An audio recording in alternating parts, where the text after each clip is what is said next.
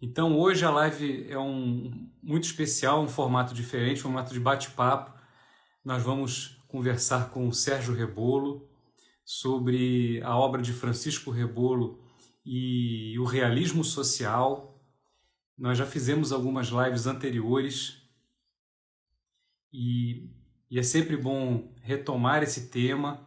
E é importante lembrar como a obra de um grande artista ela pode ser vista por vários ângulos, é possível fazer vários recortes dessa obra e por isso nós vamos falar sobre o trabalho dele fazendo esse recorte do realismo social. E também é uma homenagem aos 121 anos de nascimento do artista.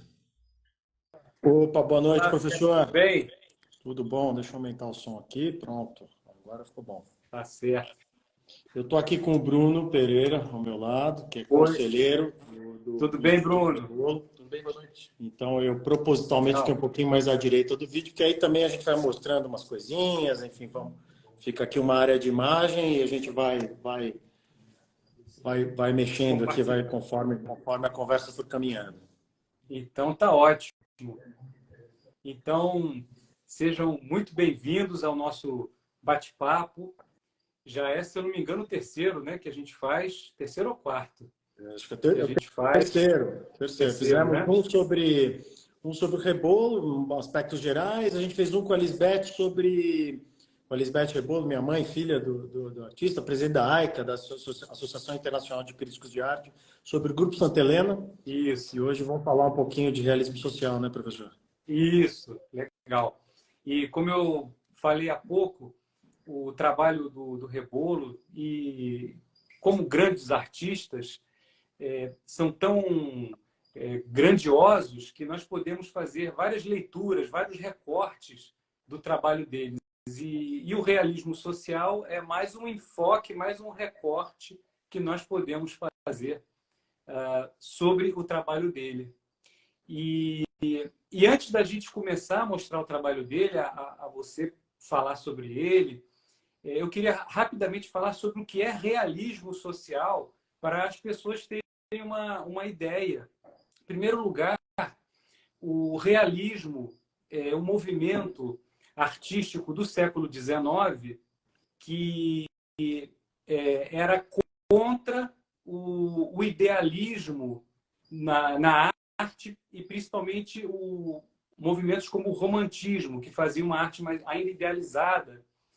E os realistas, como Courbet, como aquele grupo de franceses, eles começam a representar as pessoas mais humildes, o povo, porque na tradição artística europeia havia principalmente esse enfoque dos poderosos, sejam reis, sejam papas, ou mesmo a arte religiosa.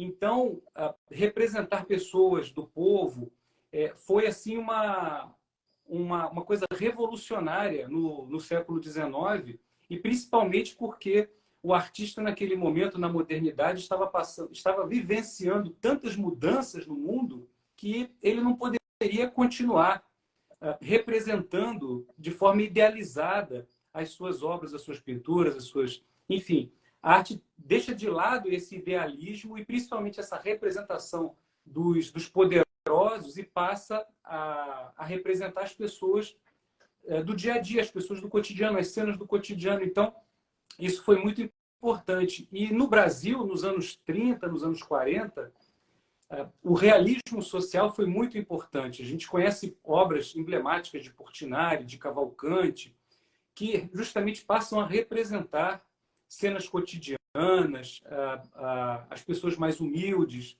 Então, foi assim um marco muito importante, foi também uma forma de abrir para diversificar a representação, diversificar os personagens representados, e foi muito marcante na arte brasileira.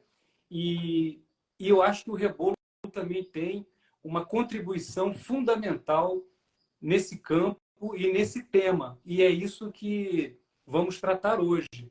Então, eu queria que você começasse a falar, Sérgio, sobre quem foi Rebolo, como é que ele começou a sua vida artística, como é que ele se encontrou nas artes visuais e como é que ele chega nessa temática do realismo.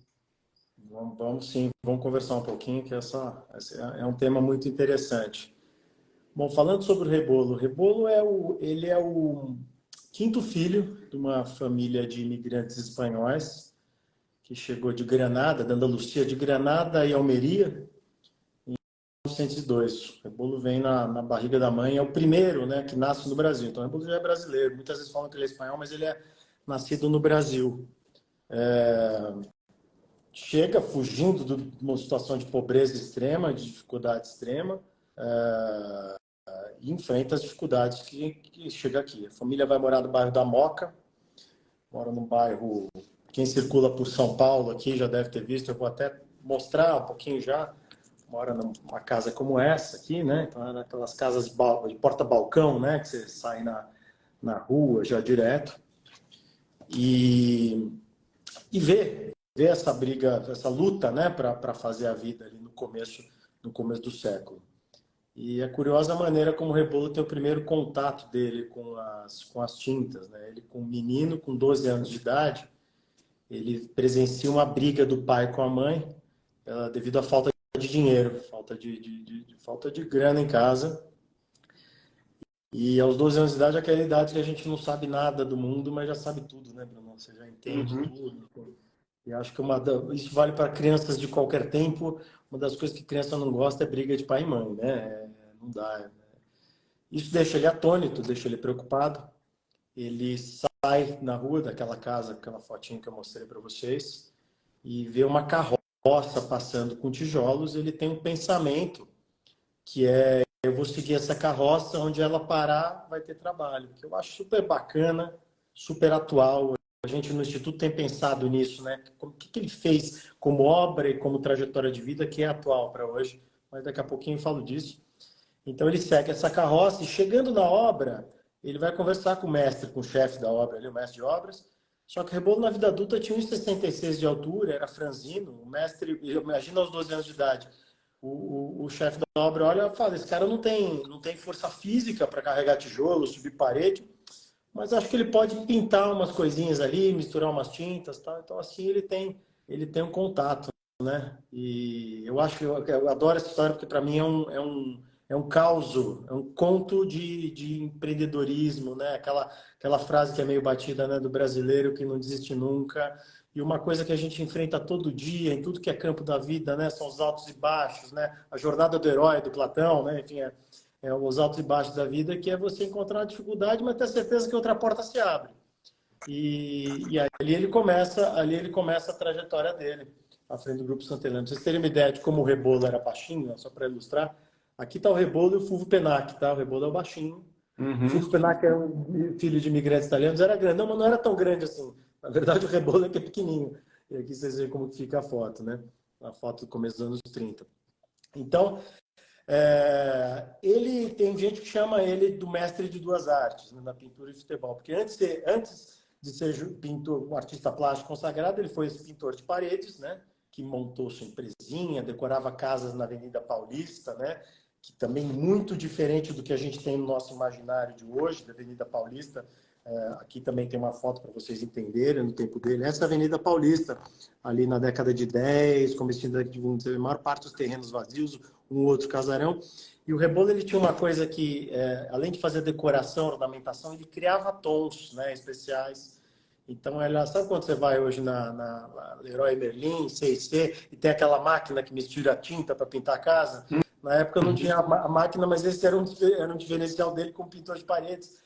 E uma maneira de fidelizar o cliente, né? Porque depois, 5, 10 anos depois, precisava pintar direito, só ele sabia criar aquele tom de novo. Então, ele começou a ser chamado por causa disso.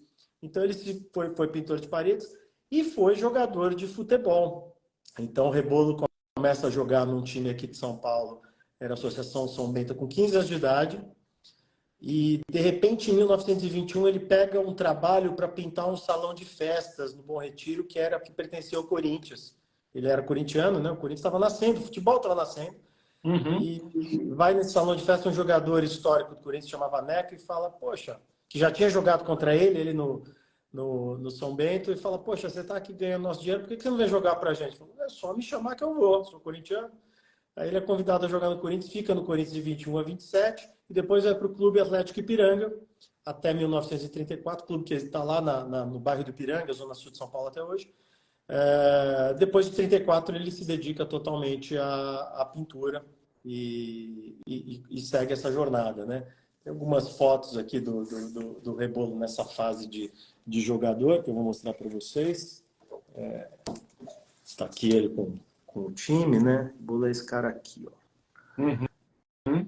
Aqui tem outra querendo jogar em Santos, essa foto pelo Ipiranga, está ele deitado aqui. Uhum. Bem, enfim. E tá ele aqui com o diploma de campeão paulista de 22, do Corinthians. A foto aqui da festa, do título. Enfim, tem uma série de registros muito interessantes aí nessa passagem. 34 ele começa a carreira de artista que cai justamente dentro desse momento, né, que você mencionou, professor, que é o momento da chegada do realismo social ao Brasil, né, que eu arrisco que tem a ver com a turma que circulou nos anos 20 pela Europa, ali própria Tarsila trouxe referências também, enfim, porque não tinha o Google, né, era difícil acessar a informação, mas as coisas fluíam também, né, e aí começa a produção artística dele nesse momento, e vai com quase 50 anos de carreira. Ali no meio da década de 30 é fundado o Grupo Santa Helena, que é um primeiro espaço coletivo aqui de São Paulo, um dos primeiros, né?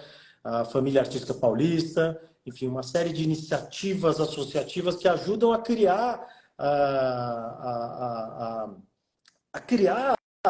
a profissão da arte, né? Essa turma da street art, a gente está falando da arte que vai para todos. Um deles já me falou, um grafiteiro conhecido, falou: pô, se não tivesse o Rebolo, não tinha arte na quebrada.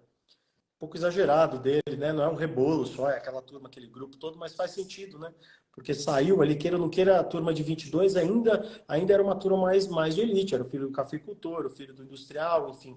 Foi um movimento que teve um barulho muito grande na elite, mas ali na sequência é que ele começou a dar filhotes. Então ele é da segunda geração de modernistas, né? Se dedica muito à paisagem, que é outra, a gente falou de empreendedorismo agora, né?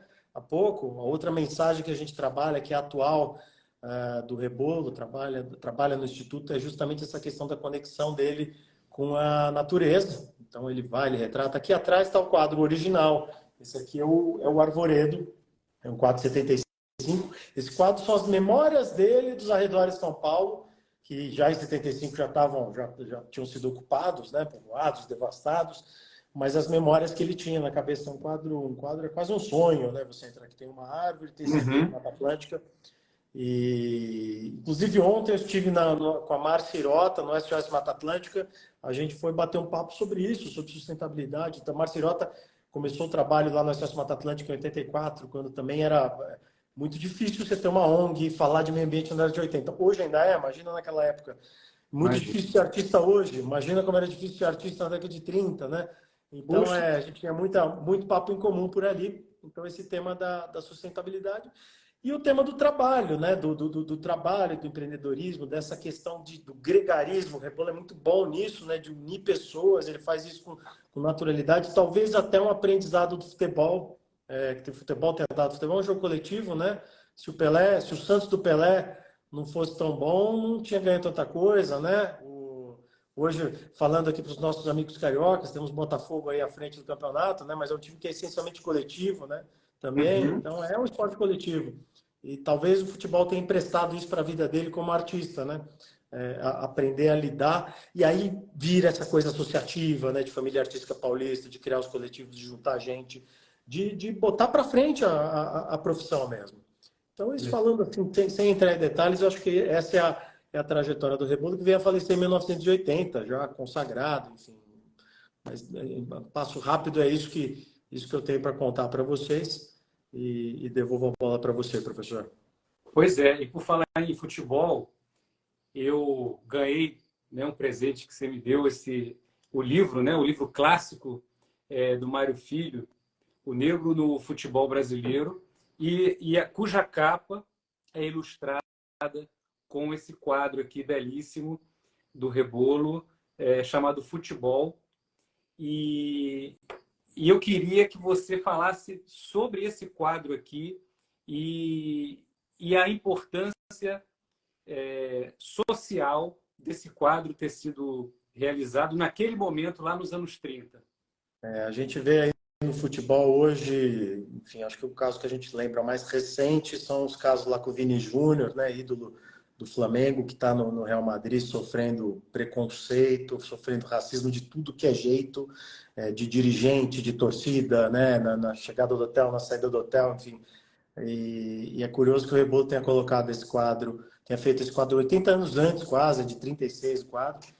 E ele já ganhava um renome aqui, ele já era elogiado pelo Mário de Andrade, Sérgio Millet, enfim, ele já começava a ser exaltado pela crítica. E ele sofreu, ele apanhou um pouquinho, sofreu por ter feito esse quadro. Por que você está botando negro nesse quadro? Explica isso aí, que história é essa? Enfim, foi questionado aí. E esse é possivelmente a primeira obra de arte das artes brasileiras, não só num jogo de futebol, que coloca o negro em condição de igualdade com o branco, né? Então aí você nem sabe quem está driblando quem está ganhando quem, eles têm o mesmo tamanho, né? Diferente dos holandeses ali atrás, né? No século anterior, que, enfim, o negro sempre uma função servil, menor, ou mesmo até dentro do realismo social, tinha o negro muito retratado na lavoura, no trabalho braçal, quer dizer, aqui ele está ali de igual para igual com o branco. E é um jogo, esse é um Corinthians e Palmeiras. O Palmeiras usava azul ainda, usava o verde, mas usava azul também na época de Palestra Itália, antes da Segunda Guerra, em 36. Então esse quadro é muito importante, de fato, por isso. Não à toa ele foi, você está mostrando, eu vou mostrar outro aqui, professor. Esse aqui, esse quadro foi capa também deste livro, que é o livro, deixa eu ver se está do lado certo aqui, Brazil of All Sports, que foi editado pelo governo do Brasil, pelo Ministério do Esporte, em 2012, depois que o Brasil ganhou o direito de sediar a Olimpíada e Copa do Mundo, que viriam a seguir. E era justamente para apresentar o Brasil em um aspecto mais amplo. O Brasil não é só futebol, todos os esportes e toda, enfim, pujança econômica do país. Uma apresentação. Então dá para dizer que esse quadro Rebolo chegou em todas as, ou quase todas as nacionalidades do mundo, porque ele foi entregue para as 200 e poucas comitivas, né, que fazem parte da ONU nesse evento que aconteceu em 2012. Então, de fato, é um quadro muito importante. E eu vou até aproveitar, professor, passar a bola para o Bruno contar. Assim, o Bruno ele resgatou recentemente um quadro muito importante, que é uma figura de uma menina. E é curioso porque esse quadro a gente não tinha a imagem colorida dele, então o Bruno resgatou e ele veio. A gente trouxe especialmente esse quadro aqui para a live. Eu vou tomar a liberdade de passar aqui para o Bruno e para o quadro. E deixo você à vontade para mostrar o quadro, que é essa menina. Se quiser falar um pouquinho, Bruno? Primeiro, é um grande perigo colocar o celular na minha mão, porque eu não sou desse ambiente. Então, você acabou de tomar um risco. Mas o quadro é esse, que é um quadro documentado no Instituto, não é? Como feito entre 38 e 42. E que justamente dialoga com a temática que vocês vêm apresentando, da geração toda da qual o Rebolo fez parte, não é? Tanto do ponto de vista simbólico, em São Paulo, o Grupo Santa Helena, e no Rio de Janeiro, o Núcleo Bernardelli, que foram justamente pessoas de um ambiente de não privilégios e que só queriam pintar e viver da pintura num momento que não havia um mercado, não é, André? Então, eu acho que esse recorte proposto revela até mesmo os artistas como frequentadores desse realismo social pintado. Eu acho que esse é o grande tema, um senso de pertencimento amplamente orgânico. Exato. É interessante que tem uma frase que diz que o Rebolo ele vivia na paisagem. E eu acho que o fato dele viver na paisagem e representar a paisagem tal como ele vivia vai ao encontro do que você acabou de falar. ele não apenas representava o que ele via, ele representava o que ele vivia, o que ele sentia. Então, isso dá uma propriedade ainda maior ao trabalho dele e dá uma profundidade também muito grande. E num momento importantíssimo, um momento, a gente não pode esquecer que os anos 30 houve muitos livros com Gilberto Freire, Sérgio Buarque de Holanda. Quer dizer, os pensadores brasileiros estavam voltados para entender o que era o Brasil, né? A gente até hoje não sabe muito bem o que é o Brasil. Eu penso assim, ainda é um grande enigma para mim. Mas eu acho que aquele esforço que aqueles teóricos tiveram nos anos 30 foi muito importante para, pelo menos, abrir campos, abrir possibilidades. E os artistas, naquele momento, também foram importantíssimos para deixar, e não só um registro, mas deixar também as suas obras com esse pertencimento, né? Com essa profundidade. E é isso, né? O Brasil ainda não, como dizia a música, né, do Aldir Blanc, o Brasil não conhece o Brasil, né? Exato. Mas o nosso objetivo é tentar conhecer, né? Tentar chegar até o Brasil, né? O Brasil profundo. Exato. Olha essa aqui, enquanto a gente vai falando, eu vou mostrando umas coisas. Isso aqui é um quadro, isso aqui é um ponto de... Esperando o Trem é o nome desse quadro, também desse período. Então, ali duas figuras comuns. Está lá São Paulo cinzenta, né? O céu tá cinza ali em cima. Nessa época. Aí a gente tem outros quadros aqui, as lavadeiras ali, né? A cena aqui, o Rebolo via, porque o Tietê, ele era o Tietê do lazer, ele era o Tietê de lavar roupa também, era ali que ia se fazer isso. Então, aqui estão as lavadeiras. Então, aqui tem as cenas já do Rebolo indo ver o que estava acontecendo nos arredores de São Paulo. Tá aqui um agricultor, né? Um raio de 30, 50 quilômetros de São Paulo. Aqui um desenho, que são os esboços, né? Cena. Enfim, e aqui um outro, né? Estava com um tom mais forte, até um tom um pouco comum, esse laranja ali também, os agricultores mexendo, né? Esse aqui é um quadro clássico dele, já dos anos 40, que é a capa do livro do Centenário, que é o Lenhadores, né? Então, tá ali a mulher carregando lenha, o homem com machado, né? Enfim, uma cena, a casa ali atrás. E essa é a capa deste livro aqui. Isso. É o livro do centenário dele. E aí vai, nas andanças dele pelo Brasil, ele registra o pescador, né? Ele registra essa cena. Essa aqui é uma temática muito interessante do Rebolo, do estudo, né? É curioso isso. Esse quadro aqui é dos anos 70, tá? Mas os primeiros esboços dessa temática, que viria a ser esse quadro, são dos anos 30 já. Inclusive, ele é de uma gravura. Eu trouxe aqui umas coisas também para mostrar para vocês, umas matrizes de gravura, né? O Rebolo, ele só não fez serigrafia, mas ele fez muita litogravura, muita xilogravura e fez gravura em metal também. Então, eu trouxe a matriz, a placa. Essa aqui é a placa, tem o mesmo, não sei se dá para ver bem, mas é o mesmo desenho, a cena do estudo que deu esse quadro aqui, né? Ele tem ali mais ou menos a mesma temática dessas gravuras, né? Inclusive, curiosamente, a gravura é um outro conto, outro caos de empreendedorismo parecido com o da carroça com os tijolos, né? Porque o Rebolo, ele ganha em 54 o prêmio do Salão Nacional, né, de Belas Artes, que é o direito à bolsa, né? Morar na Europa, que era, como a gente brincou aqui, né, não tinha Google, né? Então era a maneira que o artista tinha para se aprimorar tecnicamente, para conhecer, para enxergar. E ele vive 2 anos na Europa. Lá na Europa ele desenvolve, já fazia frescos, mas ele desenvolve mais essa técnica. Ele trabalha como restaurador de obras do Vaticano, lá em Roma, que é a cidade onde mais tempo fica. E quando ele volta consagrado, ele começando a conseguir viver de arte nos anos 50, que era uma coisa muito, muito difícil, ele tem um infarto.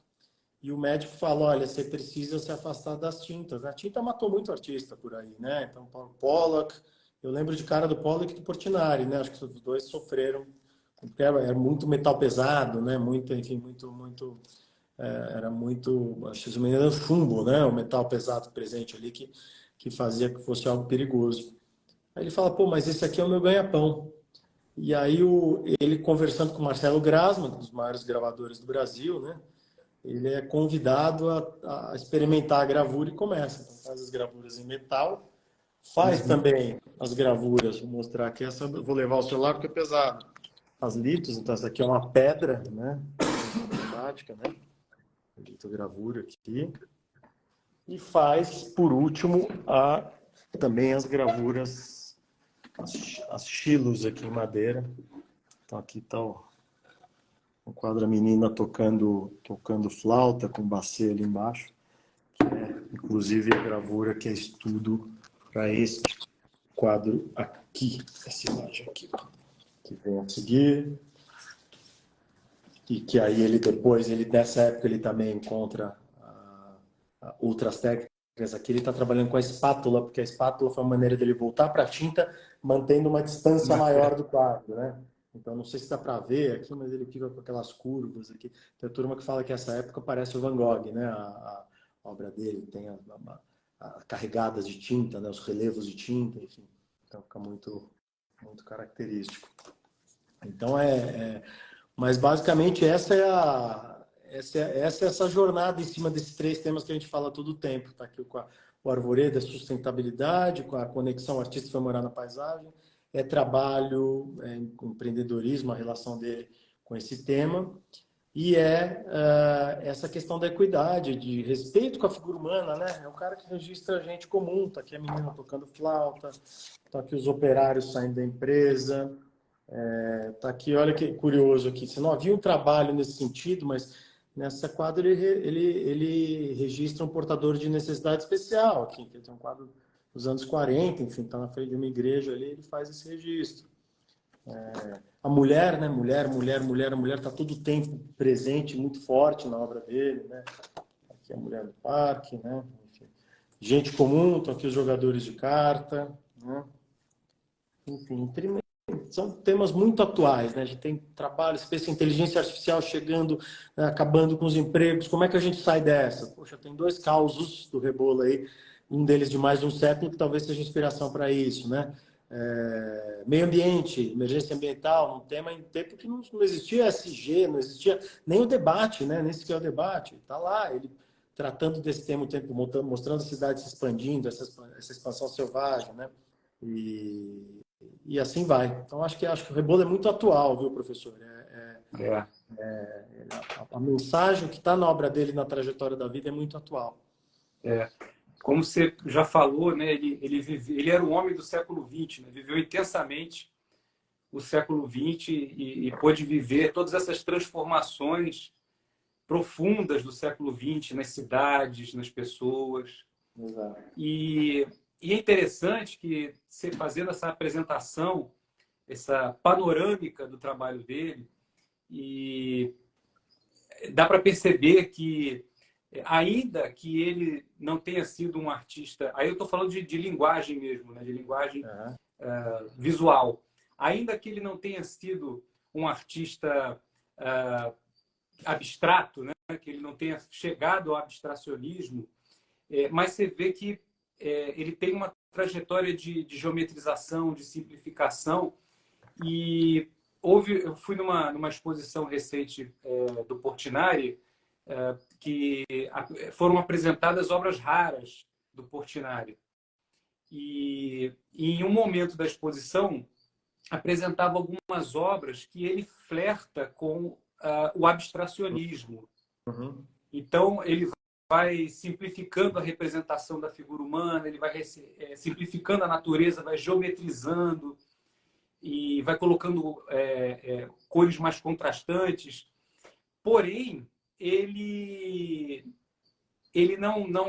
não vai totalmente para o abstracionismo, e eu acho que no caso do Rebolo, eu acho que dá para fazer um paralelo, porque assim como o Portinari tinha a terra dentro dele, a paisagem, a linha do horizonte, a lavoura, a natureza, as árvores, as árvores frutíferas, enfim, o trabalhador, a ligação dele com a terra era tão intensa, tão grande, que esse chamamento do abstracionismo, que foi uma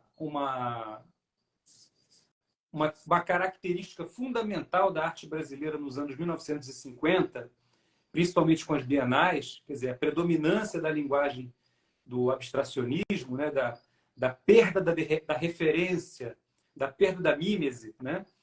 Mas o Rebolo ele passa por esse processo de simplificação, de geometrização, mas ele ainda mantém a figuração, porque eu acho que, assim como o Portinari, ele tinha realmente a terra dentro dele e a natureza dentro dele. Ele não conseguia se desvincular totalmente. Ele sempre mantinha esse contato, esse cordão com o mundo que ele vivenciava, com as pessoas.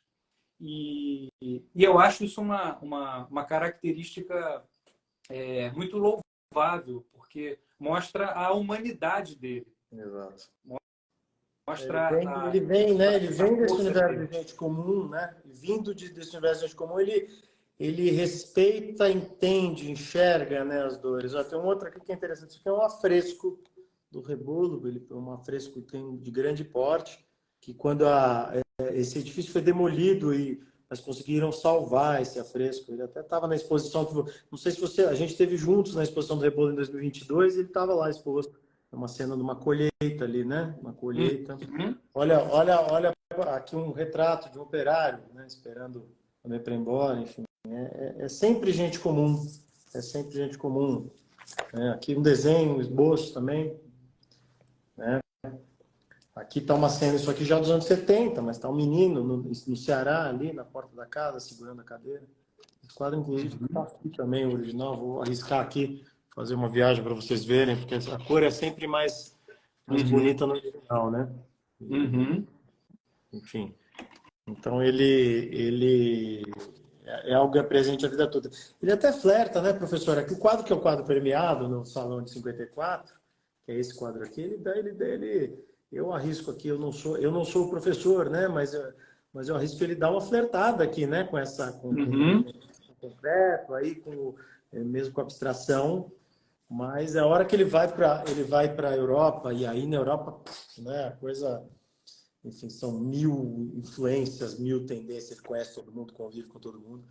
Então aí a coisa vai para um lado completamente diferente. É curioso, por exemplo, nesse quadro aqui embaixo, ele tá flertando ali, você vê as formas, né?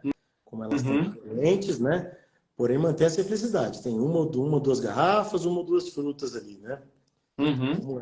Como era essa história aqui dessa obra, que era, deixa eu ver se eu encontro ela facinho aqui, que era a obra preferida do Mário de Andrade, que é esse garrafão aqui, que é essa natureza morta que vai no sentido completamente oposto, né? Você tem um garrafão, ao invés de ter 30 frutas, de ter o fazão, enfim, diversas carnes de caça, até tachos e talheres de ouro e prata, você tem uma simplicidade enorme.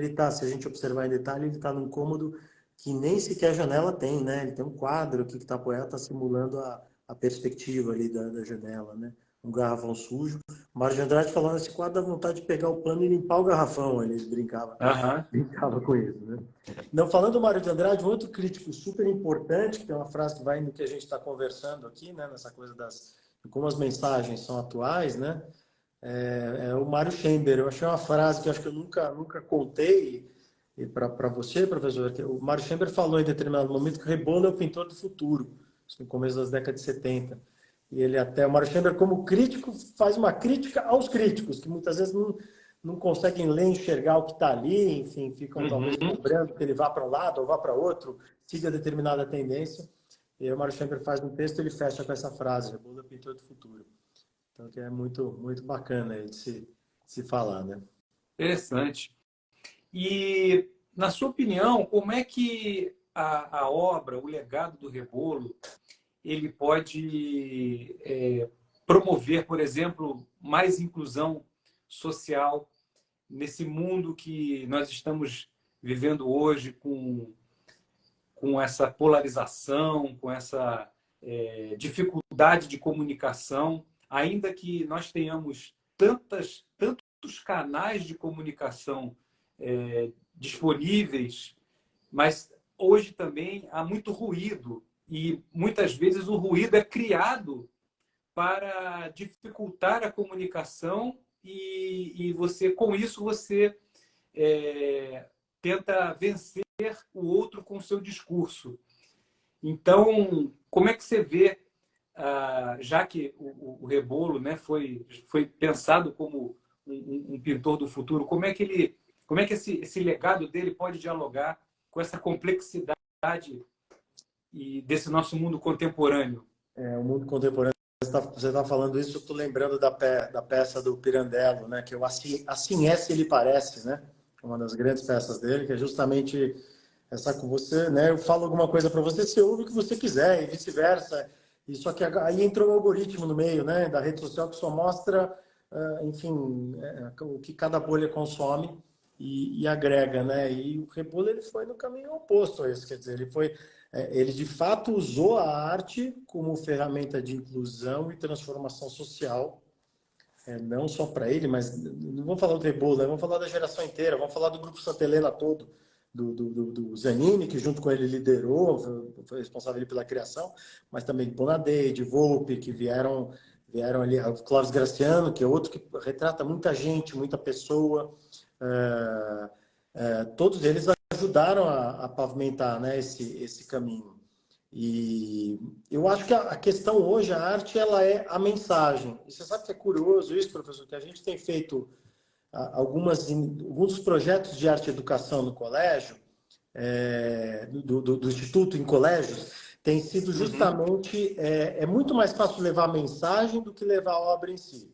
Então, se a gente quer organizar uma exposição e vai levar 1 óleo, 2 óleos, 3 óleos, tem seguro, tem logística, tem segurança, enfim, tem N fatores operacionais que dificultam. Agora, esse insight a gente teve vendo, né, Bruno, falando bastante sobre isso, vendo essas exposições imersivas que começaram a surgir, né, nos shoppings, falando, poxa, minha mãe, Lisbeth mesmo, foi no Portinari para Todos, a primeira coisa que ela falou, mas não tem nenhum quadro do Portinari aqui? Não tem as mensagens do Portinari, tem a interação, a criança tocando no painel. Então, a gente também tem feito isso, né? A gente pega o conteúdo criado em cima desses 3 grandes temas, né? De sustentabilidade e preservação, equidade, respeito à figura humana e trabalho e empreendedorismo, e leva a mensagem para a criança, é lógico, com as obras, o que a gente faz é imprimir em Fine Arts e levar essas reproduções. E aí promove debates. Então, você traz gente, por exemplo, minha conversa com a Marcia Irota do SOS Mata Atlântica foi, inclusive, para convidá-la para, em determinado momento, ser uma speaker, né? Ela é uma autoridade, né? Autoridade não é uma autoridade, ela tem autoridade para falar sobre sustentabilidade e meio ambiente. Precisa ser falado isso. Falamos de futebol, né? De equidade. Precisa ser falado isso também, né? E pouco a pouco a gente percebe esse reconhecimento. É muito engraçado em jogo de futebol, quando vem o sobrenome lá, o futebol tem muito fanatismo, né? Então, eles começam a canonizar o Rebolo, às vezes, porque o Rebolo, acho que a gente não comentou hoje, mas o Rebolo é autor, né? Da versão final, para quem não sabe, da versão final do Corinthians, né? Isso. Que é essa aqui. Que olha que curioso também, até isso tem conexão com a questão de sustentabilidade e meio ambiente. Por que o Rebolo põe remos e âncoras? Porque o principal esporte de São Paulo e do Rio também, do Brasil inteiro, mais popular, inclusive, ali no começo do século, era o remo, eram os esportes náuticos. Isso. Todos os times têm, né? Aí tem o Botafogo de Futebol e Regatas, o Clube de Regatas Flamengo, o Vasco também, enfim, todo mundo tem isso no nome, isso era importante. E o Corinthians não costumava ganhar provas de remo. E, de repente, ele começa a disputar, ele quebra a hegemonia que era do Espéria, que é um clube que ainda hoje existe em São Paulo, e do Germânia, que depois da Segunda Guerra passou a se chamar Clube Pinheiros, que até hoje também é muito bom em esportes náuticos, sempre ganha polo aquático, natação, etc. E isso faz o Corinthians ficar mais popular ainda em São Paulo. E aí o Rebolo, já virando artista famoso, no meio para o final dos anos 30, é convidado pelo Corinthians e fala, parece que tem um rapaz que jogou aqui que sabe desenhar bem aí, sabe fazer uns desenhos, as coisas, vamos chamar ele para resolver. Ele cria, né, ele põe o escudo do Corinthians, que era isso aqui, né, parecia o escudo do Bahia, não se deve ter gente da Bahia assistindo. O escudo do Bahia tem o nome do clube e a bandeira do estado no meio, ele era assim redondinho, ele passa a ser assim. Né? Então também é uma história. Mas para fechar, eu fui abrindo aqui, né, a conversa, para fechar isso, eu acho que o que vale é a mensagem. A mensagem fica, a mensagem, quando você solta uma mensagem para o bem e para o mal, né? A gente vive e mexe, a gente discute fake news, né? Vê a dimensão aonde vai uma fake news, esses linchamentos, né, de internet, que depois você descobre que não era aquilo, enfim. A mensagem para o bem, ela também vai embora. Então, tem que pegar, tem que olhar. E a melhor maneira de construir um bom futuro é olhar para o passado, né? Você olhar para o retrovisor ali e fala, poxa, ali eu fiz errado. Quando eu falo né? Ali a sociedade fez errado, aqui esse país agiu de uma maneira que não deveria, e assim a gente presta atenção e vai em frente. A arte é fundamental nisso, né, professor? Cinema, poxa, cinema é super importante, por exemplo, para consolidar o que a gente sabe e conhece do nazismo, por exemplo, né? Enfim, poxa, quantos filmes do Spielberg e de outros diretores a gente viu ao longo da vida? E aí você tem, né? Você encosta, você sente aquilo não tá, vai além de um livro, de algo que você sente, né? A dor. Então é uma maneira de preservar. A arte é isso. A arte é para ensinar o caminho, né? Ser uma ferramenta de inclusão, transformação social e para ajudar a tratar um caminho para a gente construir um mundo, uma sociedade melhor. É isso aí. E falando de esporte, eu tenho assim uma admiração com o esporte, porque quando um time é campeão ou quando alguém ganha uma medalha, é interessante porque no dia seguinte ela tem que treinar. Então, a pessoa que não ganhou a medalha ou o time que não ganhou o campeonato, o que ele faz no dia seguinte? Tem que treinar. Exato. Então, essa lição do esporte eu acho muito interessante, porque independente do vitorioso, no dia seguinte todos têm que treinar, ou seja, todos têm que trabalhar. Exato. Então, isso mostra como competir realmente é o mais importante do que vencer, porque competir faz parte do trabalho, faz parte do aprendizado. E o Rebolo, quando traz essa experiência do futebol, que é um esporte coletivo, e depois ele se torna artista e uma liderança num grupo de artistas, é muito interessante como essas vivências nesses dois campos, que é o esporte, que é a arte, que podem parecer antagônicos, como eles se completam. E na arte, por sua vez, a arte é o ápice do individualismo, porque seria o local onde cada um tem a possibilidade, a oportunidade de se expressar livremente, de expressar o que bem entende. Porém, essa expressão ela não chega por acaso, ela chega a partir de trabalho, ela chega a partir da convivência com os mestres, da convivência com os colegas, do conhecimento do passado.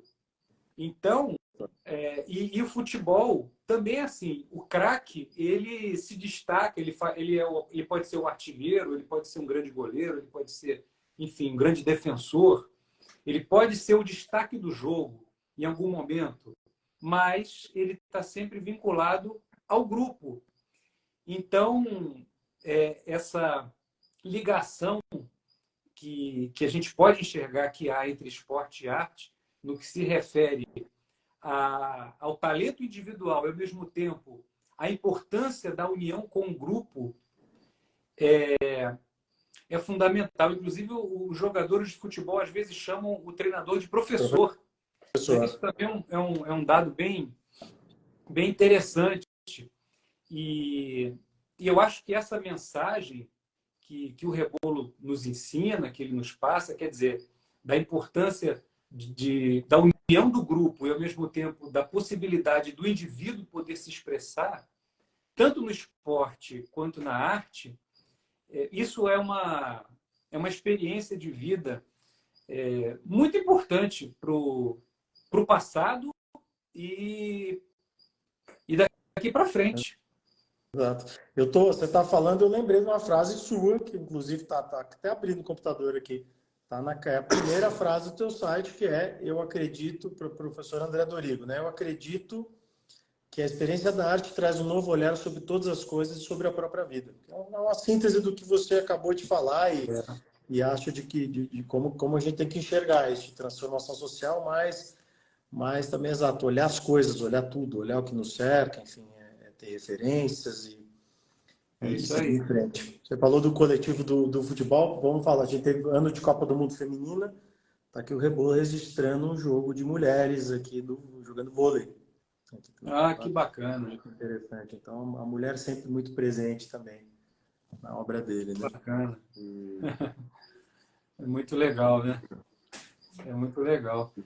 E, e é isso. E como é que você vê a recepção das crianças ao trabalho Ah, do as Rebolo, nas crianças escolas, sempre... nos eventos que você É faz? Como é que engraçado, você... assim, uma coisa que me surpreendeu. Você sabe que eu fiquei 12 anos, o Bruno também é envolvido com arte há um bom tempo, né, Bruno? Mas eu fiquei 12 anos na AMAC, antes de assumir aqui o Instituto Rebolo, a Associação de Amigos do Museu de Arte Contemporânea, né?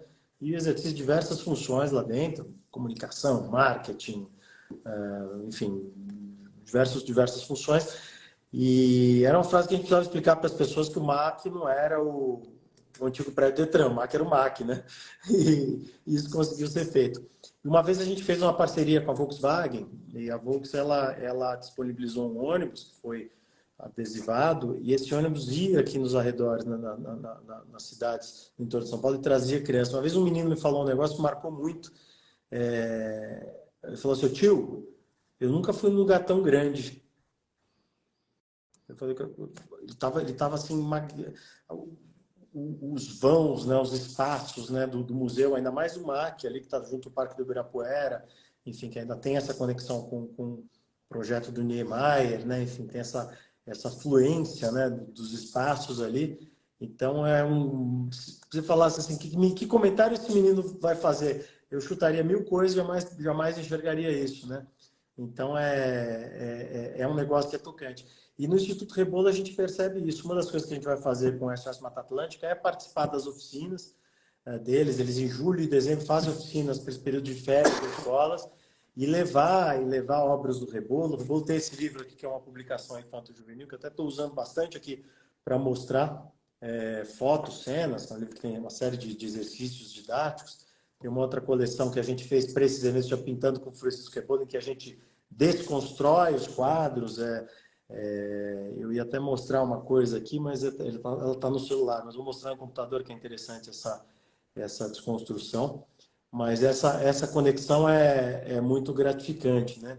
E eu vou passar... por exemplo, outra coisa que a gente faz, olha, vou em primeira mão mostrar para vocês aqui a foto. A gente sempre tenta fazer uma leitura do Rebolo com algum artista da atualidade. Então, se você exposicionar numa cidade fora de São Paulo, quem é o artista daquela região, quem é o artista que representa aquela comunidade, aquela etnia, e assim por diante, e põe um artista vivo, a gente põe eles em diálogo, né?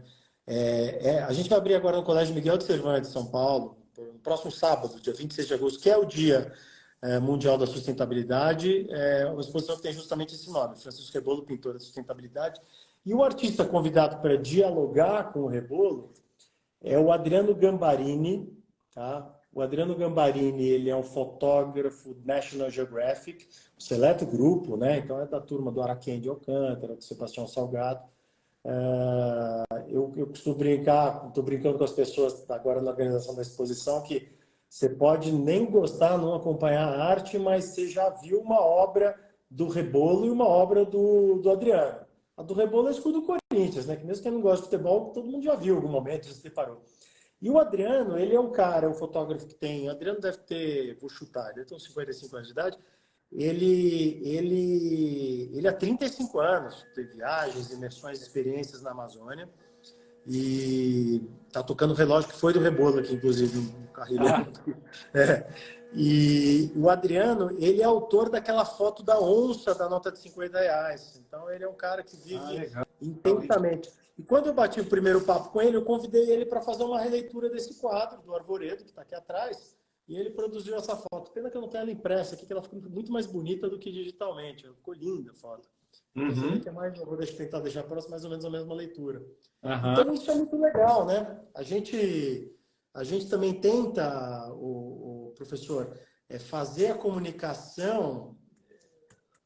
Tem tendências que não adianta a gente reclamar, né? Lutar contra. A gente precisa se adaptar, né? Então, por exemplo, a gente na última comunicação da exposição, a gente deu uma memificada, vamos dizer assim, na comunicação, e foi mais ou menos isso aqui, ó. Vou mostrar um negócio aqui.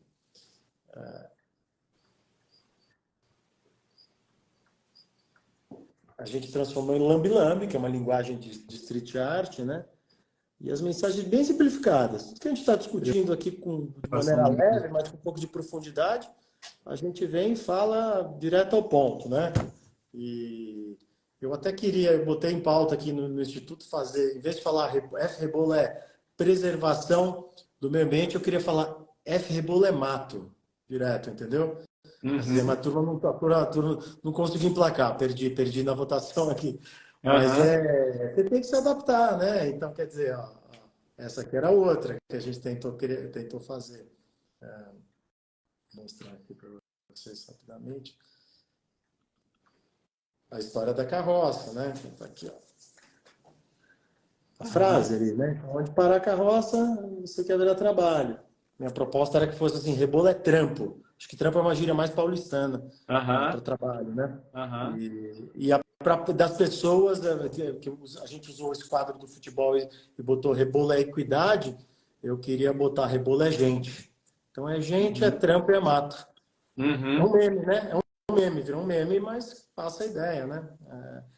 Então acho que é um pouco disso, é tentar pegar e você tem o alicerce está lá, o valor acadêmico, a trajetória, a obra, a história de vida, de Rebolo, de Bonadé, de Volpe, de toda essa turma aqui de Santa Helena, tá aqui atrás, aliás, eu trouxe para mostrar para vocês uma foto do edifício Santa Helena. Quem frequentou São Paulo antes dos anos 70 viu isso aqui. Ele foi derrubado para fazer para a construção do metrô da Sé, uma das primeiras estações, né? A primeira, talvez, na década de 70.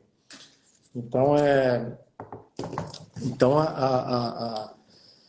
gente tem que adequar a mensagem, o alicerce, a coisa que está bem constituída, a maneira como se comunica e como se fala no nosso tempo. E para fazer a mensagem seguir em frente. Porque as pessoas vão embora, mas as mensagens continuam, né? Então, essa é a história.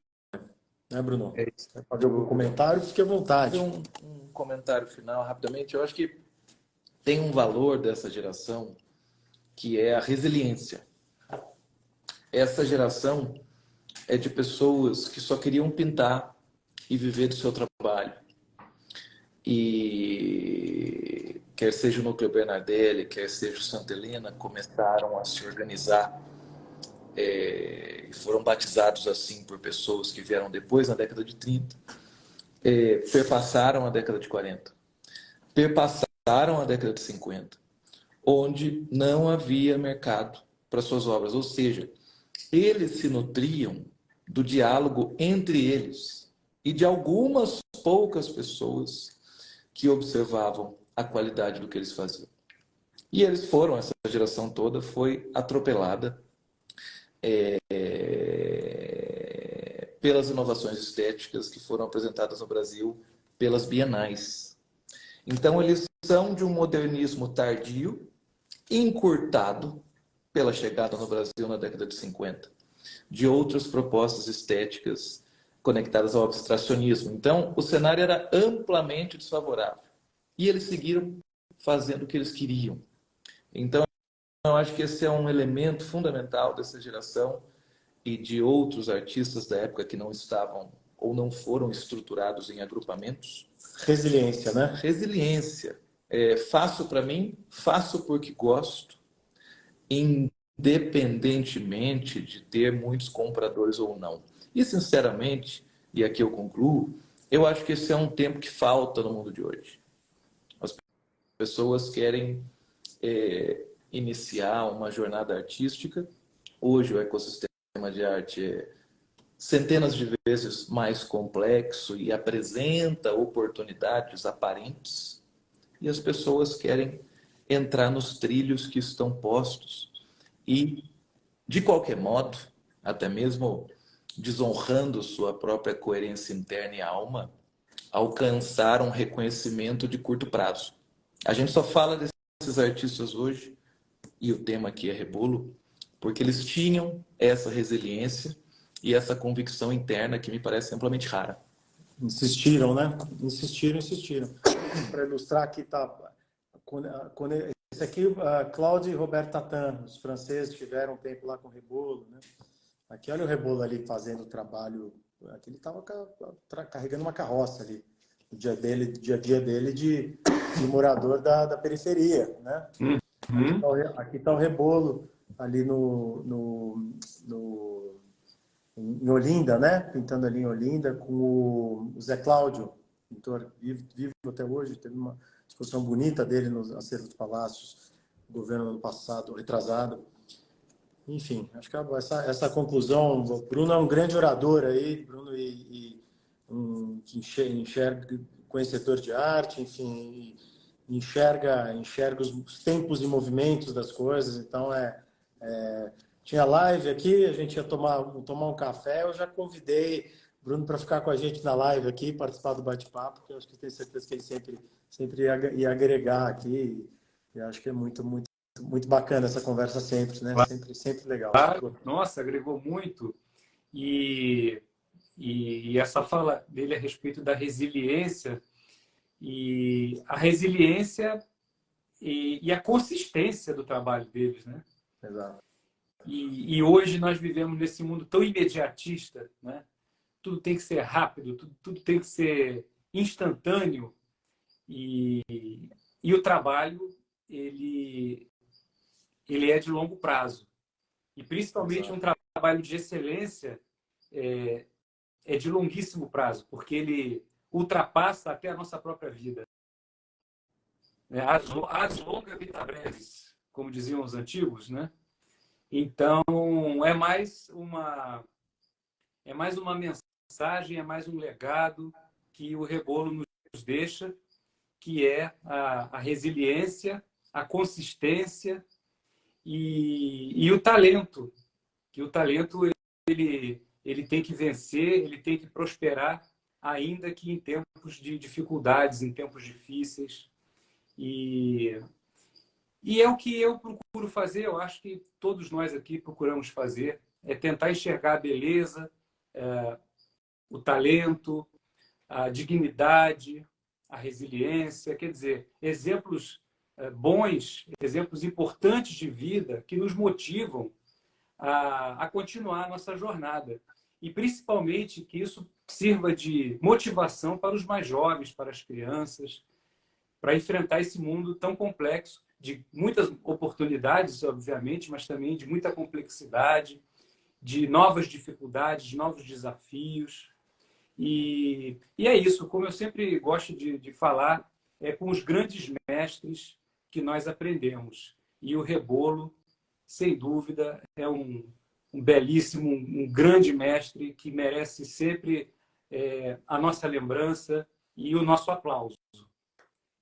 Isso aí. E eu quero vou deixar uma mensagem aqui não combinada com você, professor, mas quero oferecer aqui para nas experiências, não vou chamar de viagens, vou chamar de experiências que você faz por Inhotim, aqui em São Paulo, né? Para você colocar aqui, pode colocar o Instituto Rebolo, trazer o café por minha conta, o café e o pão de queijo é por minha conta, com seus amigos e alunos que viajam contigo, fazer uma visita. E aqui tem uma trinca que é muito bacana, muito perto, localização, porque é o Instituto Rebolo, aqui do lado da Fundação Oscar Americano, e o próprio Palácio do Governo, né? Que apesar de ter grade, ter aquela coisa de segurança na porta, a entrada é gratuita, enfim, você tem um acervo belíssimo. Então, assim, numa pernada só, dá para ver 3 coisas legais. A gente bater um papo precisamente com quem tiver na tua próxima viagem, já deixa o convite no ar aí, para quem está pensando em fazer a viagem, que vale a pena. Eu já botei na agenda, eu quero ir para o Inhotim com vocês. Ainda que essa é uma para ter... Exato, para uma viagem. Tá ótimo, tá ótimo. Então, poxa, muito obrigado pela presença de vocês. Foi mais um papo maravilhoso, um papo fluido, leve e, ao mesmo tempo, denso, porque mostrou as vivências do Rebolo, as suas obras. E eu espero que quem está nos assistindo tenha gostado. Boa noite e até a próxima. Um abraço. Um prazer, um abração. Valeu.